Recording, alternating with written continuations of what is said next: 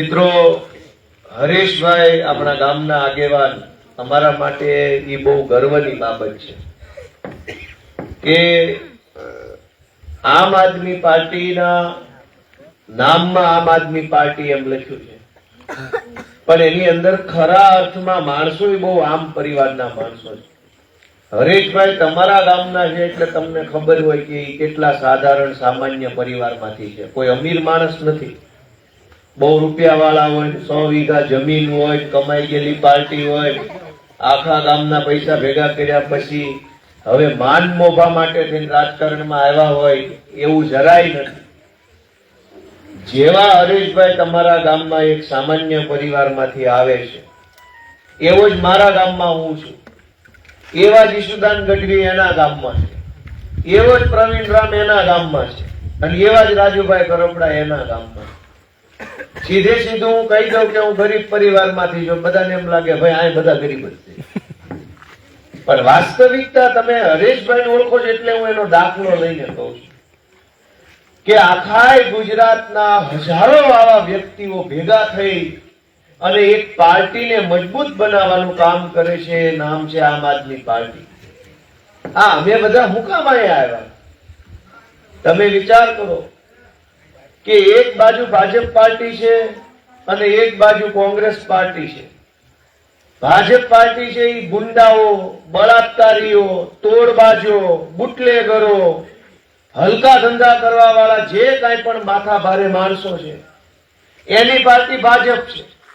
જેને જેને 2 નંબરના ધંધા કરવા હોય, હલકા કામ કરવા હોય, સમાજને ખોતરીને ખાઈ જવા હોય, કટકી કરી જાવી હોય, એ બધા ભાજપના પટ્ટા પહેરીને આટા મારે છે.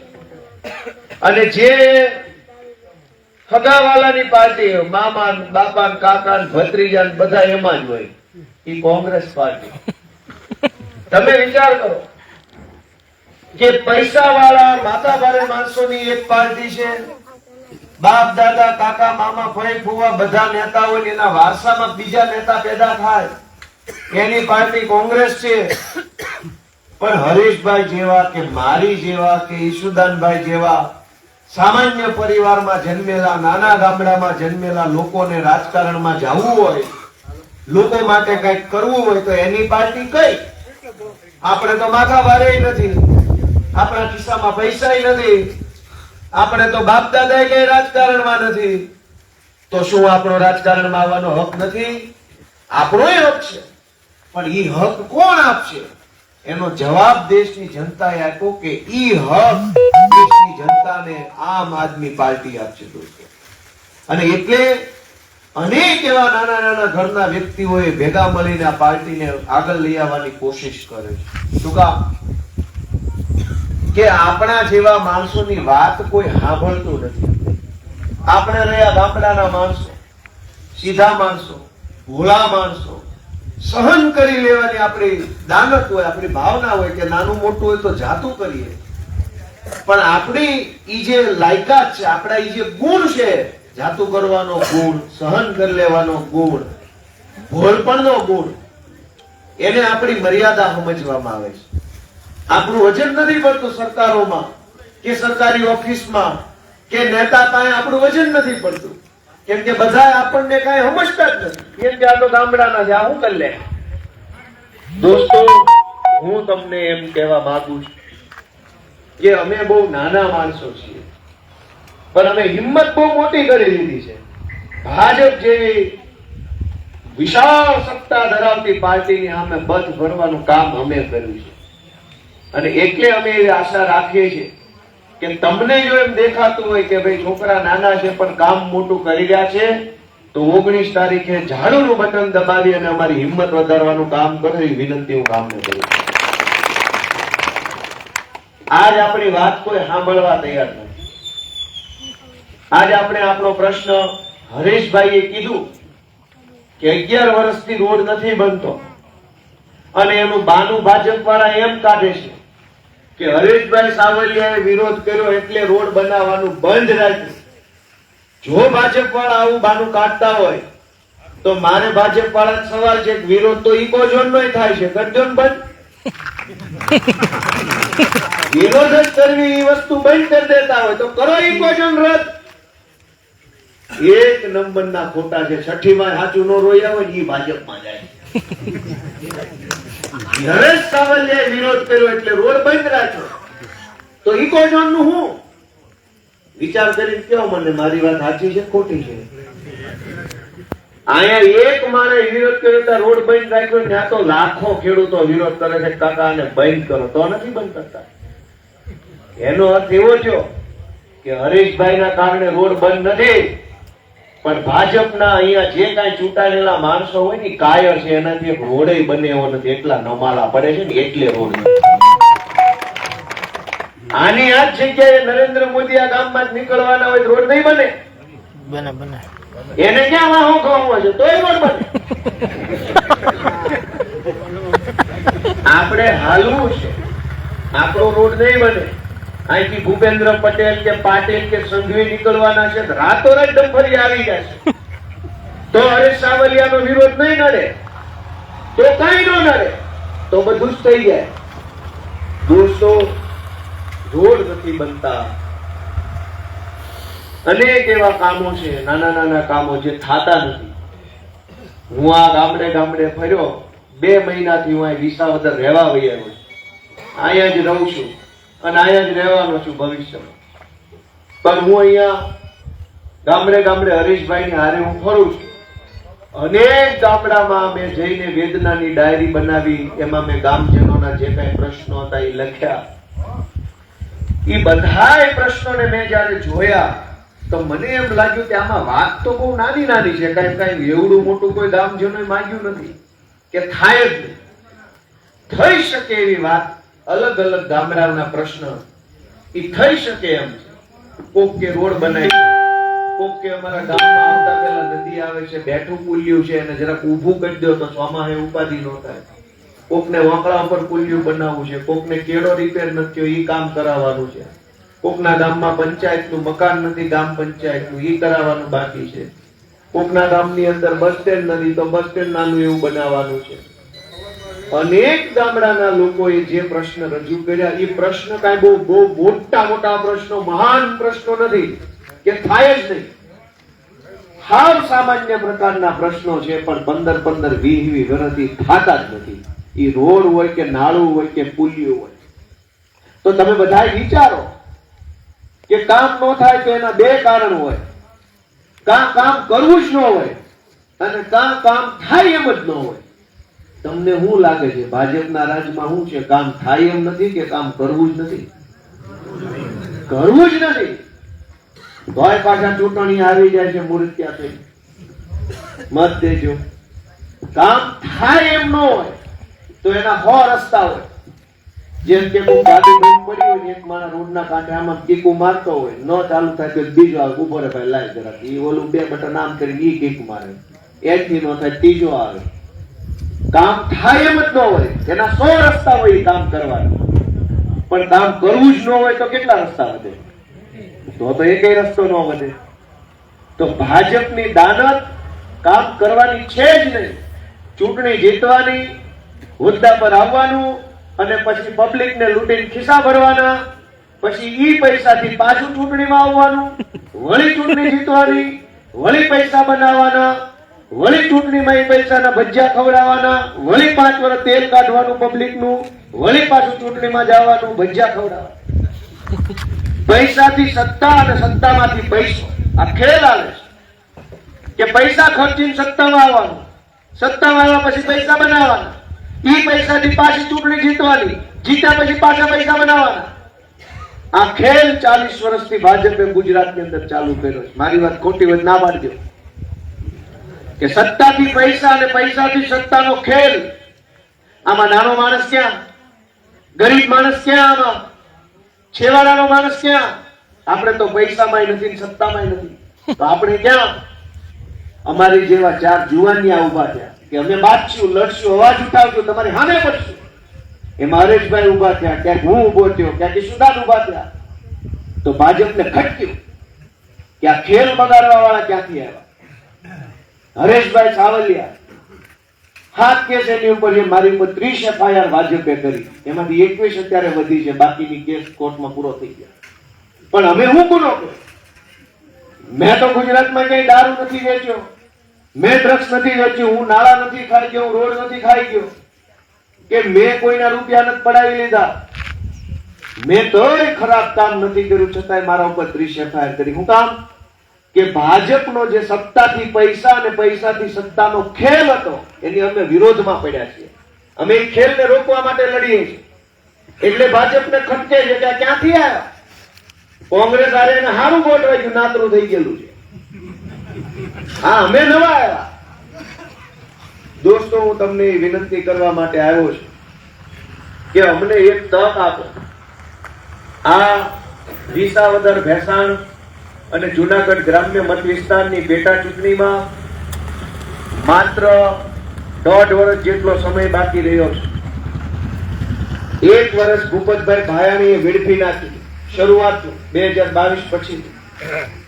બીજા 2 વર્ષ ભાજપે વેડફી નાખ્યા, ચૂંટણી ન થવા દીધી આ પંથકમાં 2 વર્ષ સુધી રોકી રાખી, ગમે તેમ કરીને દાદાગીરી, ગુંડાગીરી કરી. આ વિધાનસભાના 3 વર્ષ ભાજપે વેડફી નાખ્યા, બરબાદ કરી નાખ્યા. 1 વર્ષ ભૂપતભાઈએ, 2 વર્ષ ભાજપે. કરોડો રૂપિયાની ગ્રાન્ટો પાછી ગઈ, સરકારી કામો ટલ્લે ચડી ગયા, વિકાસના કામો ન થયા. આ ગયા 2 વર્ષ દરમિયાન જનતાને અનેક મુદ્દા ઉપર નેતાની જરૂર પડી, મદદની જરૂર પડી, પણ કોઈ મદદ કરે એવો નેતા નહોતો અહીંયા. શું કામ? ભાજપે ચૂંટણી ન થવા દીધી. ગઈ સાલ દિવાળી ઉપર માવઠું આવ્યું, પાથરા તણાઈ ગયા, વોકળામ વહી ગયા, દરિયે ભળી ગયા. એ અતિવૃષ્ટિની એક કાણી કોડીની સહાય કોઈને મળી નથી. મારી વાત સાચી છે ખોટી? તે દિવસે લોકોને આગેવાનની જરૂર હતી, અહીં કોઈ આગેવાન નહીં, કેમ કે ભાજપે ચૂંટણી થવા દીધી નહીં. ગઈ સાલ ઇકોઝોનનો પ્રશ્ન આખા ગુજરાતમાં ગુંજ્યો. ગામડે ગામડેથી ખેડૂતો ટ્રેક્ટર લઈને આંદોલને ઉતર્યા. તે દિવસે આગેવાનની જરૂર હતી ખેડૂતોને, પણ અહીંયા કોઈ આગેવાન નહીં. શું કામ? કેમ કે ભાજપે અહીંયા ચૂંટણી ન થવા દીધી. ગઈ સાલ ટેકાના ભાવના ખરીદી કેન્દ્રોમાં ભ્રષ્ટાચારે માજા મૂકી. એક ખાતા દીઠ પૈસા લેવામાં આવતા હતા, કોઠલો ઠપકારવાને ખેડૂત પાસેથી પૈસા લઈ લેવામાં આવતા. તે દિવસે ખેડૂતોને એક આગેવાનની જરૂર હતી, પણ આ પંથકમાં કોઈ આગેવાન નહોતા. શું કામ? ભાજપે 2 વર્ષ સુધી ચૂંટણી ન થવા દીધી. અને એટલે અનેક વખત એવો આવ્યો, અનેક સમય એવા આવ્યા કે જ્યારે લોકોની એક આગેવાનની મદદની જરૂર હતી, પણ આ પંથકમાં કોઈ આગેવાન નહોતું, કેમ કે ભાજપે ચૂંટણી ન થવા દીધી. અને હવે જ્યારે ચૂંટણી આવી, ત્યારે આપણે બધા એક સારો નિર્ણય કરવાનો કે આવનારા દિવસોમાં વિસાવદર વિધાનસભાનો અવાજ વિધાનસભા સુધી કોણ પહોંચાડી શકશે, એ નિર્ણય તમારે લેવાનો. અમે રહ્યા નાના માણસો, અમારી પાસે ઈશ્વરે આપેલી આવડત છે, ભગવાને આપેલી હિંમત છે, અને ભણી ગણીને મેળવેલો અનુભવ છે.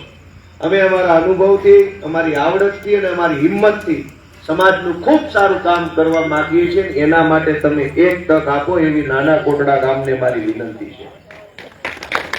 દોસ્તો, ભાજપ વાળા એની પાસે કોઈ મુદ્દો નથી, કોઈ માણસ નથી. તમે જુઓ, હરીશભાઈએ વાત કરી કે રાતે 12 વાગે ઉમેદવાર જાહેર કર્યા. એ તો ખ્યાલ છે ને બધા? રાતે કોણ આવે? રાતે કોણ આવે? હે? ચોર.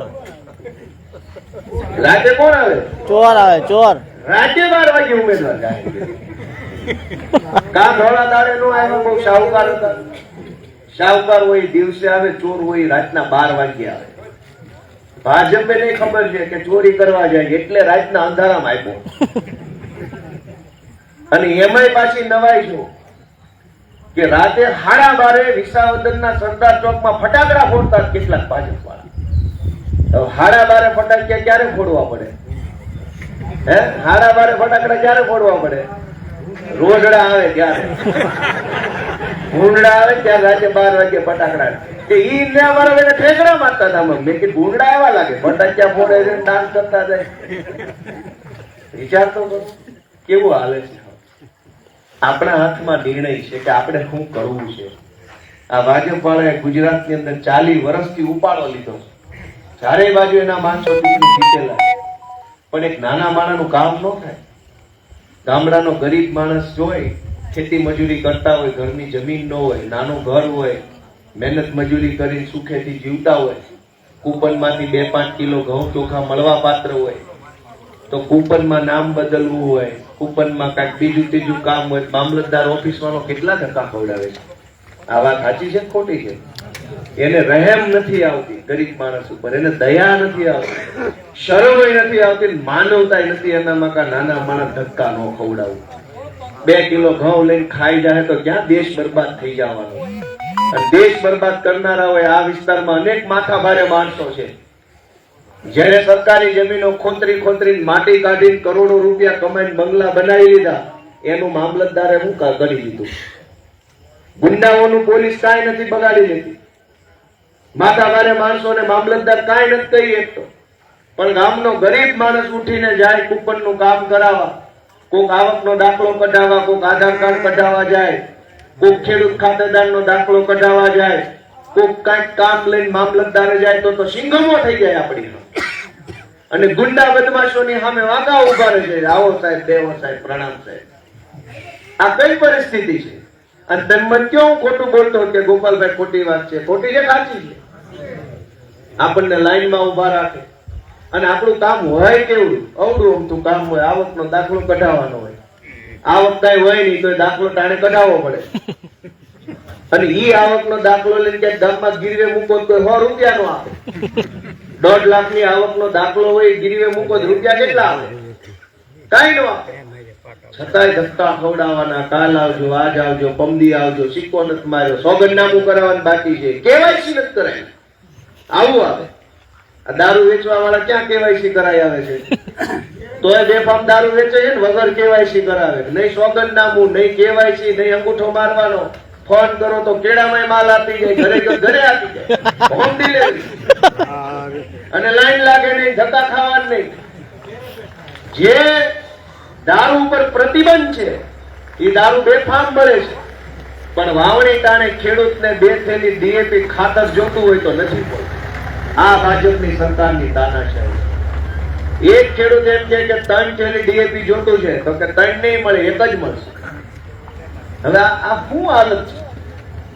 સરકારને ખબર છે કે દર વર્ષે જુનાગઢ જિલ્લામાં આટલા 1000 હેક્ટર જમીનની અંદર વાવેતર થાય છે. એ તો દર વર્ષે જે વાવેતર થાય એ થવાનું છે.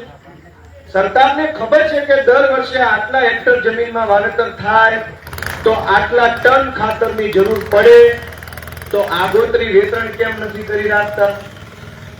ગેસનો બાટલો આપણે લખાવીને અઠવાડિયે ઘરે આવી જાય છે, એમ ખાતરની થેલી કેમ ઓનલાઈન ન લખાઈ કે ઉનાળામાં ખાતર લખાઈ દેવાનું, જેને જેટલું જોતું એટલું લખાઈ દે, ઓનલાઈન એન્ટ્રી પાડી દેવાની, 7-12 નંબર આધાર કાર્ડ નાખીને 4 થેલી ખાતર હરેશભાઈ સાવલિયા, પછી ઘરે જઈને હોઈ જવાનું. 100 માં હું થાય તેથી 4 થેલી લઈ લેવાની. આ વેતરણ ન થઈ શકે સરકારમાં? થઈ શકે કે ન થઈ શકે? પણ ધરાહાર નથી કરતા. 40 વર્ષથી મત લઈ જાય છે, દરેક ચૂંટણી મત જોતા છે, પણ ખેડૂતની પીડા ઓછી થાય એવું એકેય કામ નથી કરવું. ખાતરની વેતરણ દર વર્ષે કરવાની હોય, સરકારને ખબર છે, આપણને ખબર છે, તો આગોતરું આયોજન કેમ નહીં? દોસ્તો, ટેકાના ભાવના ખરીદી કેન્દ્રમાં આખા ગામને મેસેજ નાખી દે, આખા તાલુકામાં મેસેજ જાય કે ખરીદી ચાલુ થઈ ગઈ. એટલે આખા તાલુકાના હજારો ખેડૂતો ટ્રેક્ટર ભરી માંડવી લઈને કેન્દ્ર ઉપર જાય. એટલે એના લાઈનો લાગે. 2-3 દિવસે વારો આવે એમ હોય, 3 દિવસ સુધી વેફરના પડીકા ખાઈ હુઈ રહી ત્યારે વારો આવે. એટલે ખેડૂતની લાચારીનો બરાબર લાભ ઉઠાવી શકે કે હવે તમે 5000 નહીં આપો ખાતા દીઠ તો તમારો માલ રિજેક્ટ કરીશ. હવે અઠવાડિયું વેફર ખાધ્યા પછી પાછું જવું કોને પહોંચે? ઈ લાચારીનો લાભ ભાજપના માણસો ઉઠાવે. તો સરકારને એટલી બુદ્ધિ નથી કે ગામ દીઠ મેસેજ નાખે. નાના કોટડા જેવું મોટું ગામ હોય તો એક દિનો એક મેસેજ, ખાલી કોટડામાં જ મેસેજ આવવો જોઈએ. નાના ગામ હોય તો 4 ગામ વચ્ચે એક મેસેજ નાખો. રોજનો એક મેસેજ નાખવાનો, 3 દી અગાઉ મેસેજ નાખવાનો. નાના કોટડાનો વારો 5 તારીખે છે. નાના ગામ હોય તો 4 ગામ વચ્ચે મેસેજ નાખો. તો કોઈએ વેફરના પડીકા અઠવાડિયું ખાવા પડે? પણ આવી વેતરણ નથી કરતા. શું કામ? કે આવી વેતરણ કરે તો તમારી પાસેથી ખાતા દીઠ 5-5 હજાર લેવા કેવી રીતે? અને ઈ જે પૈસા ખાતા દીઠ 5-5 હજાર કોથળો ઠપકારવાના પૈસા, ઈ જે પૈસા ભાજપ વાળાએ પડાવ્યા છે, ઈ જ પૈસાથી આ ચૂંટણી લડવા આવે છે. તમે જુઓ કે આપણે જયારે ગઈ સાલ એવું થયું કે ચણાના પાકનું રજીસ્ટ્રેશન કરાવ્યું બધાએ. પછી સરકારમાંથી મેસેજ આવ્યો કે ભાઈ અમારા ઉપર સેટેલાઇટ માંથી જોયું તો એના ઢેફા દેખાય છે, ચણા બીણા કઈ છે નહીં. હવે કાકા કાળા ઉનાળે તું કેમેરો લઈને આવી તો અહીંયા હોય હું ઢેફા છે? તારે વાવણી નાળે આવવું જોઈએ, ચણા છે હું વાવ્યું છે, દાંડો વાવ્યો.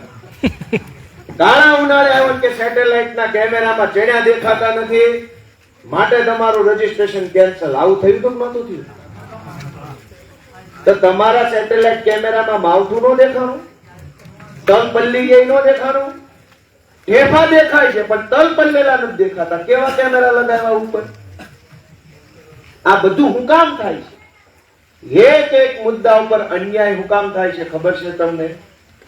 કોઈ બોલવા વાળું માણસ નથી, એટલે આ બધા રેઢા રાજ છે, મન ભાવે એવું ઓલું કરે છે, પબ્લિક ને લૂંટે છે.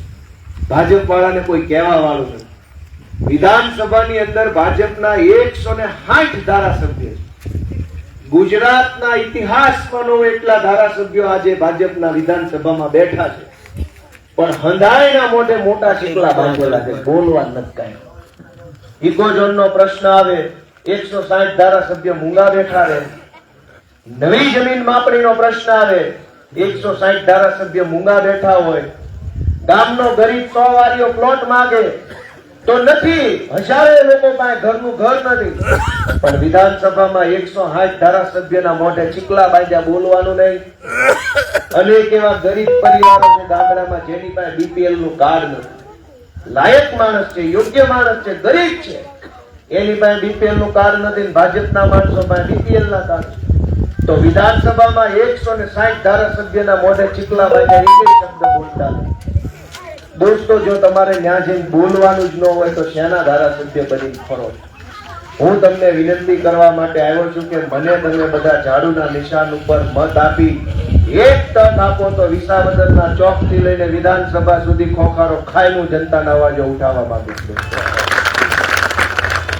આ પંથકમાં અનેક ગામડામાં મેં તમને શરૂઆતમાં કીધું એમ કે કામ કરવાની દાનત ન હોય કે કામ થાતું ન હોય, એ બંને પ્રશ્ન અલગ છે.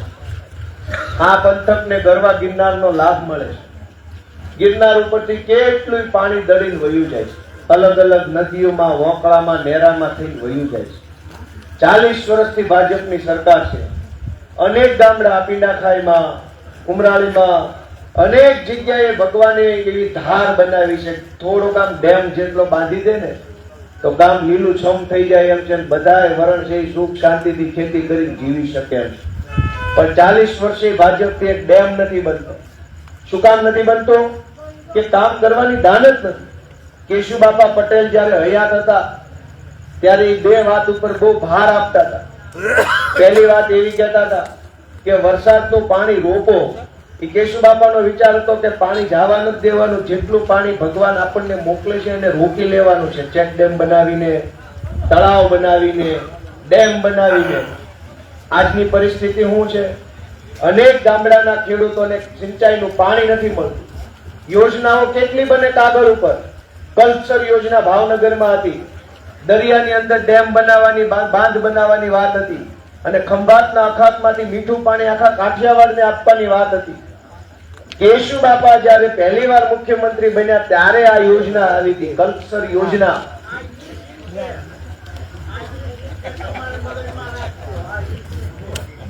કેશુબાપા જયારે પહેલી વાર મુખ્યમંત્રી બન્યા 1995માં, ત્યારે સરકારમાં કલ્પસર યોજના બનેલી. કલ્પસર યોજનાનું લક્ષ્ય એવું હતું કે આખા કાઠિયાવાડને સિંચાઈનું પાણી જોઈએ એટલું મળી રહે.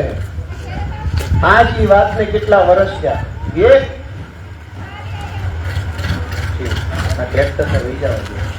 સાઉન્ડ ધીમું પડે મારું, એનો અવાજ વધી જાય પાછું.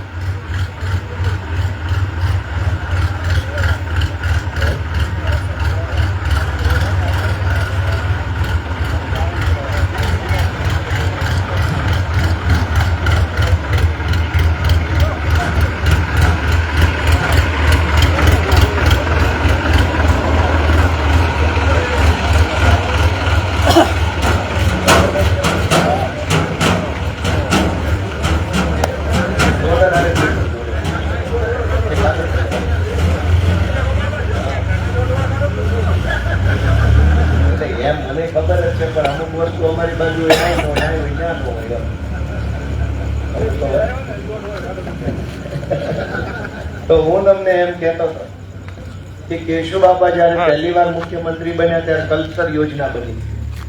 કલ્પસર યોજનાનું લક્ષ્ય એવું હતું કે આખા કાઠિયાવાડની તમામ જમીનો લીલીછમ બની જાય એટલું પાણી આવશે. એના નરેન્દ્ર મોદીના હાથે નાળિયેર નાખ્યા ભાવનગરના દરિયા કાંઠે. એ નાળિયેર ઉગ્યા, નાળિયેરી થઈ ગઈ, એમાં નાળિયેર આવ્યા, યોજના પૂરી નહોતી. વિચાર કરો, કોને ફરિયાદ કરવાની?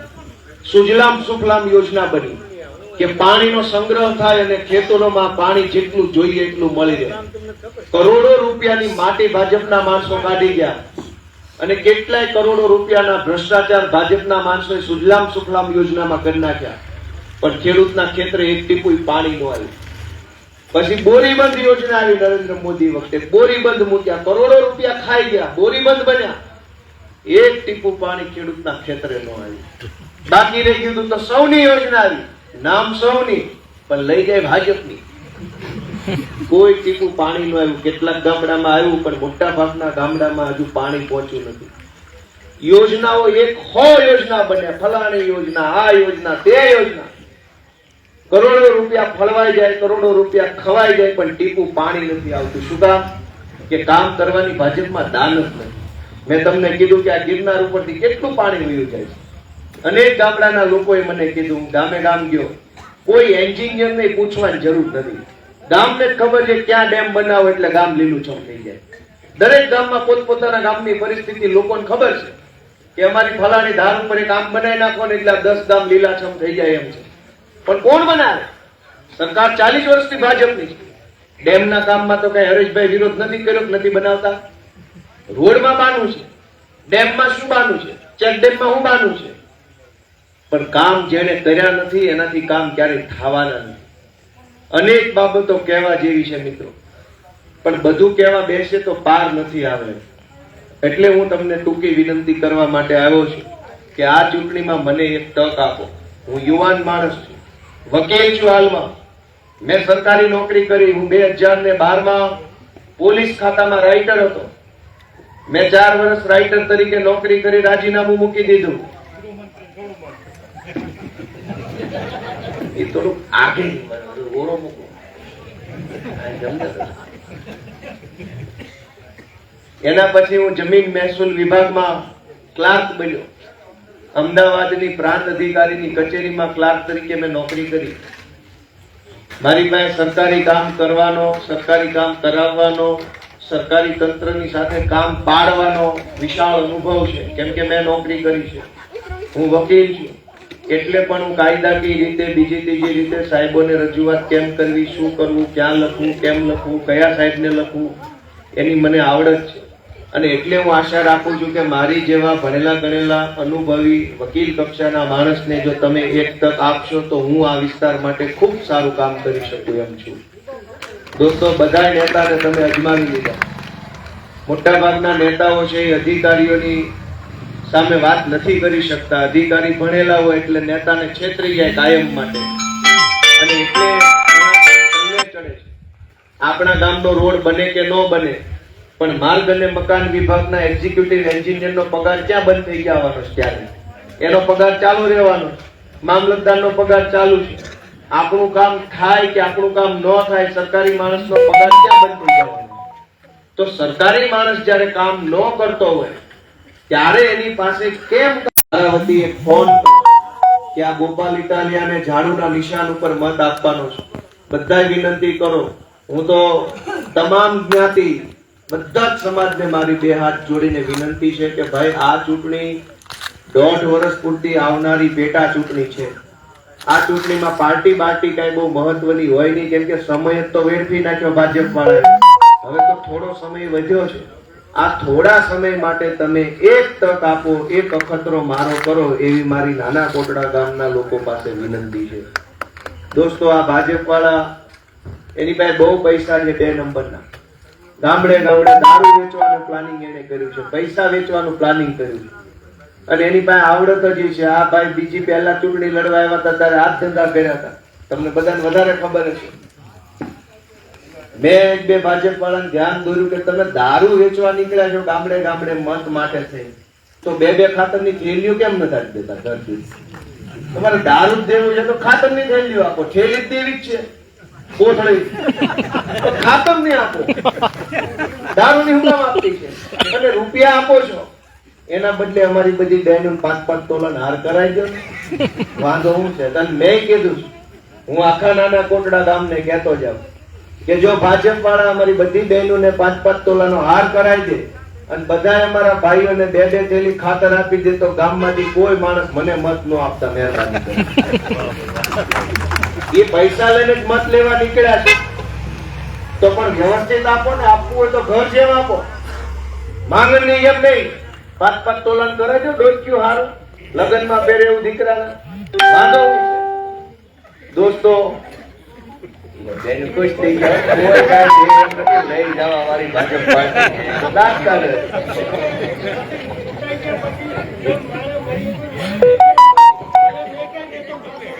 એ મેળો માંગવાનું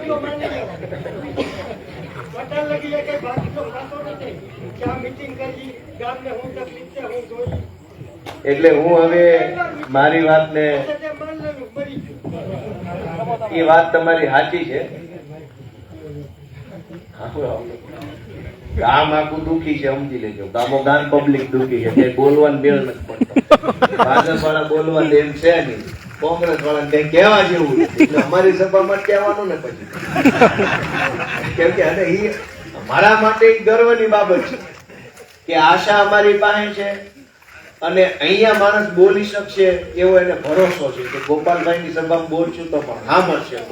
એ ભરોસો છે અને સાંભળ્યા પછી કઈક કરશે એ આશા છે. અને એટલે હું તમારી પાસે આશા લઈને આવ્યો છું કે આ ચૂંટણીમાં મને એક તક આપો. દોસ્તો, એક છેલ્લી અને મહત્વની વાત એ છે કે 19 તારીખે મતદાનનો દિવસ છે. એટલે ચોમાસું ચાલુ થઈ ગયું છે. આપણા ગુજરાતની પરિસ્થિતિ પ્રમાણે, આબોહવા પ્રમાણે 15 તારીખથી આપણે ચોમાસું માની લેતા હોઈએ. 19 તારીખ એટલે બરાબર વાવણીનો ટાઈમ ગણાય. તો બે સંભાવનાઓ છે. એક તો 19 તારીખે ધોધમાર વરસાદ પડતો હોય તો એવું બને કે અનેક લોકો મત આપવા ન જાય. કે કોણ જાય વરસાદનો બહાર? ગયડા માણસો હોય, બીમાર માણસો હોય, ઓછું હાલી શકતા હોય, અથવા કોઈ વડીલ મુરબ્બી હોય, તો એવું બને કે મત આપવા ન જાય કે ભાઈ હવે ત્યાં પલળતા ક્યાં મત આપવા જવું. તો એવું બને કે 19 તારીખે વરાપ નીકળી હોય, આગાઉ વરસાદ આવી જાય અને ખેતરમાં કામ ઉઘડે તો અનેક ખેડૂતો એવું વિચારે કે ભાઈ હું એક મત નહીં આપું ત્યાં ક્યાં ફરક પડવાનો, હાલો વાડીએ. એમ માનીને 100 જણા વાડીએ વયા જાય અને ગામો ગામ 100 વાડીએ વયા જાય તો આખું પરિણામ બદલાઈ જાય. તો હું આખા ગામને, બહેનોને, વડીલોને, બધા મિત્રોને વિનંતી કરું છું કે ધોધમાર વરસાદ હોય કે ગમે એવી વરાપ હોય, આખા ગામમાંથી 90% મતદાન થાય એવી દોડધામ કરવાની જવાબદારી તમારી છે, એવી મારી તમને વિનંતી છે. કેમ કે મતદાન ઓછું થશે તો પરિણામ ઉલટસુલટ થઈ જવાની સંભાવના છે. પણ પૂરા આખા ગામ મત આપશે તો તમે જે ધાર્યું છે ને એ જ માણસ જીતીને આવશે. દોસ્તો, એટલે મતદાનમાં કોઈ આળસ ન કરે. વરસાદ કે વરાપના કારણે કોઈ માણસ મત આપ્યા વગર બાકી ન રહી જાય એની ખાસ તમે બધા કાળજી લેજો. ફરી એક વખત હું ઓલી વાત થઈ કઈ કહ્યું પીએફ વાળી એ આપણા ગામની છે ને એમાં એમ. હા, પહેલી વાત તો એવી છે કે કિરીટ પટેલે ચૂંટણીમાં જે એફિડેવિટ જાહેર કર્યું એ એફિડેવિટ ની ઉપર સિક્કા લાગેલા મેં આજે જોયું. 30 તારીખે એફિડેવિટ બન્યું છે. એટલે કે 29 તારીખે કિરીટ પટેલને ખબર હતી કે એ ચૂંટણીમાં ઉમેદવાર બનવાના છે. તમે ઓનલાઈન બધા લોકો ઇલેક્શન કમિશનની વેબસાઇટ ઉપર આને જોઈ શકશો. કિરીટ પટેલે ચૂંટણીનું જે ફોર્મ બનાવ્યું છે એની ઉપર 30 તારીખના સિક્કા પાને લાગ્યા છે. 15 પાના છે, બધા પાના ઉપર 30 તારીખનો સિક્કો છે. એની ઉમેદવારી જાહેર થઈ 1 તારીખે રાત્રે. એને ખબર હતી 3 દી પહેલા કે હું ઉમેદવાર બનવાનો, એટલે એને કારહો કર્યો, ષડયંત્ર કર્યું, ખોટા કાગળ બનાવ્યા, લોકોની આંખમાં ધૂળ નાખવાનો ધંધો કર્યો. શું કામ? કે ટિકિટ તો પાકી હતી ટિકિટ બાકી હતી એવી શું કામ ખબર પડી કે એફિડેવિટ 30 તારીખે બની ગયું? 30 એફિડેવિટ શું કામ બન્યું? 29 ખબર પડી ગઈ કે તું ઉમેદવાર બનવાનો છો, તો સવારે એફિડેવિટ બનાવી લીધું. તો એને ઈ જ દિવસોમાં એક આ નકલી લેટર બહાર પાડ્યો કે ભાઈ પીએફ ની જમીન જે છે એ જંગલમાંથી છૂટી કરીને રેવન્યુ કરી દેવામાં આવે છે. તમે બધા જોશો તો એ કાગળિયામાં ક્યાંય તારીખ નથી લખી. ક્યાંય તારીખ લખી છે કે કાગળિયું કઈ તારીખે પ્રિન્ટ થયું? કોઈ જોયું છે કાગળ? કોઈ જોયું છે કે નહીં? કોઈ જોયું નથી તો તમે જો બધા સાંભળવા આવે છે ક્યાં? પણ આમાંથી સાંભળવા આવે ક્યાં છે? એ કાગળમાં એ કાગળિયું કઈ તારીખે પ્રિન્ટ થયું એની કોઈ તારીખ નથી. એનો મતલબ એમ કે આ હંબક વાત છે, છેતરપિંડીનો ધંધો છે. એ કાગળ જુનાગઢ જિલ્લા સહકારી બેંકના ચેરમેન કિરીટ પટેલના નામથી બહાર પાડ્યું, પણ એમાં કિરીટ પટેલની સહી તો ક્યાંય નથી. એની સહી જોઈ હોય તો ઓનલાઈન એને એફિડેવિટ જે મૂક્યું છે ચૂંટણી પંચમાં એમાં એની અંગ્રેજીમાં સહી છે, આમાં એની સહી નથી. ભાઈ આટલું મોટું ક્રાંતિકારી કામ કર્યું, ખેડૂતો પર આટલો મોટો અહેસાન કર્યો ને સહી ન કરી? તમે આટલા સીધા માણસો છો કે મેં આ કામ કર્યું કહેવાની સહી ન કરી? પણ ક્યાંથી સહી કરે? કાગળિયું જ ખોટું છે, ખેડૂતોને છેતરવા માટેનું કાગળ હતું. ઈ કાગળમાં એમ લખ્યું છે કે સરકારે મંજૂરી આપી, વન વિભાગના માનનીય મંત્રી આમ કરી નાખ્યું તેમ કરી નાખ્યું. વન વિભાગ હસ્તક પીએફ ની જમીન આવે. જો આ નિર્ણય વન વિભાગે લીધો હોય અને વન વિભાગે નિર્ણય કર્યો હોય કે પીએફ ની જમીનને રેવન્યુ ની જમીન તરીકે ગણવી, તો વન મંત્રી કાં એકેય શબ્દ નથી બોલતા? અને કિરીટ પટેલ અત્યારે જાનમાં જ આવ્યો હોય એમ તૈયાર થઈને ઉપડ્યા છે. વન મંત્રી એક શબ્દ નથી બોલ્યા કે આ સાચું છે, ખોટું છે, આવું કર્યું છે કે નથી કર્યું. વન મંત્રી મૂંગા જ, કેમ કે વન મંત્રીને ખબર છે કે આ ખોટું છે. આ જુનાગઢ જિલ્લામાં ડીસીએફ હોય, district conservative of forest, DCF એક શબ્દ નથી બોલ્યા, એસીએફ એક શબ્દ નથી બોલ્યા, વન વિભાગના મુખ્ય સચિવ કાંઈ નથી બોલ્યા, વન વિભાગના કમિશનરો કાંઈ નથી બોલ્યા. આરએફઓ મૂંગા છે, સરકારનો કોઈ પરિપત્ર નથી. ખાલી કિરીટ પટેલને એકને જ ખબર છે કે 10 ગામમાં આવું થયું. તો આ જૂઠ નથી તો શું છે? મુખ્યમંત્રીની હાજરીમાં આવડું મોટું જૂઠ બોલી નાખ્યું માત્ર ચૂંટણી જીતવા. હવે ચૂંટણી જીતવા જો આવડું મોટું જૂઠ બોલતા હોય તો આગળ તો હું કરશે એ વિચારવાનું બધા ગામ લોકો છે. દોસ્તો, આ જૂઠ ફેલાવનારા લોકોને તમે ઓળખો જ છો. એક વખત તમે રિજેક્ટ કરી ચૂક્યા છો, બીજી વખત માટે મારે કઈ કહેવાનું રહેતું નથી. આપ તમામ ગ્રામજનો આટલી મોટી સંખ્યામાં આવ્યા, મારી વાતને સાંભળી એ બદલ હું સૌ ગ્રામજનોનો ખૂબ ખૂબ આભાર વ્યક્ત કરું છું. વિશેષમાં બહેનો આટલી મોટી સંખ્યામાં હાજર રહ્યા, અહીંયા બેઠા છે, ત્યાં બેઠા છે, બધાએ ખૂબ ગંભીરતાથી મારી વાત સાંભળી બહેનોએ. એ બદલ હું બહેનોનો ખૂબ ખૂબ આભાર વ્યક્ત કરું છું. ફરી એક વખત તમે અમારો આટલું સારું સ્વાગત સત્કાર કર્યો. આ બે દીકરીઓએ મારા વધામણા કર્યા, કેપ્ટન અપાઈ દીધું, મને મજા આવી. મને હરેશભાઈનો ખાસ આભાર માનું છું કે એક આગેવાન બનવાની પ્રક્રિયા છે ને બહુ અઘરી છે. નેતાના ઘરે જન્મ લ્યો, પૂર્વ મંત્રીનો દીકરો હોય ને એને બહુ વેઠવું ન પડે, એ સીધો ધારાસભ્ય બની જાય. બાપો ધારાસભ્ય હોય ને દીકરો ધારાસભ્ય આસાનીથી બની જાય. બાપા જેના રાજકારણમાં સફળ થયા ને એના છોકરાને બહુ અઘરું ન પડે. પણ આપણે તો પહેલી પેઢીમાં રાજકારણમાં ઉપર આવવું હોય તો બહુ વેઠવું પડે. એ અમે ને હરેશભાઈ જાણીએ છીએ ને કેટલું વેઠવું પડે. મારી કે હરેશભાઈની હું વાત કરું, મારી તો મારા પોતાના ઇટાલિયાના મારા કુટુંબના ખાનદાનમાં કોઈ ગામ પંચાયતનો સભ્ય નથી. મારા મોહાળમાં કોઈ ગામ પંચાયતના સભ્ય નથી. મારી બહેનો જ્યાં હાહરે દીધી છે ન્યાય કોઈ ગામ પંચાયતના સભ્ય નથી. અને મારા હાહરા પક્ષમાં ન્યાય કોઈ રાજકારણમાં નથી. ચારે બાજુ જે આપણો સંબંધ હોય, હાહરામાં, મોહાળમાં, વેવાયુમાં કે આપણા કુટુંબમાં, એકેય જગ્યાએ અમારું કોઈ રાજકારણમાં નથી. હું અમારા ખાનદાનનો પહેલો માણસ છું જે રાજકારણમાં આવ્યો. તો કેટલી અગવડતા! ખાના માણસો અડ્ડો જમાવીને બેઠા હોય, બાપ દાદાની પેઢીઓ હોય એમ રાજકારણમાં બેઠા છે. કાં તો જૂના જમાનામાં જુનાગઢમાં કેમ નવાબ હતા એમ નવાબના સુબાની જેમ બધા બેઠા છે. હરાવો જાય એનો જો એની સામે ચૂંટણી ઉભા હતો. આ ભાજપ વાળાનો હરાવો જાય છે ત્યારે ગોપાલ ઇટાલિયો શાનો વિસાવદરમાં આવ્યો? આ ક્યાં એનું છે? તો ઈ ક્યાં તમને ખાતે કરી દીધું? હાથ બારમાં લખાઈને આવે છે ભાજપ ખાતે. પોતપોતાના સુબા હોય, નવાબ હોય, એ ભાગ પાડી લીધા છે, લોકોના ભાગ પાડી લીધા. હવે કોઈ નવો માણસ રાજકારણમાં આવે, લોકોની વાત કરે, લોકોનો અવાજ ઉઠાવે, તો એને નથી ગમતું, એને પેટમાં તેલ રેડાય. અમે નાના માણસો છીએ, કેટલી સમસ્યાઓનો સામનો કરીને રાજકારણમાં ટકેલા છીએ.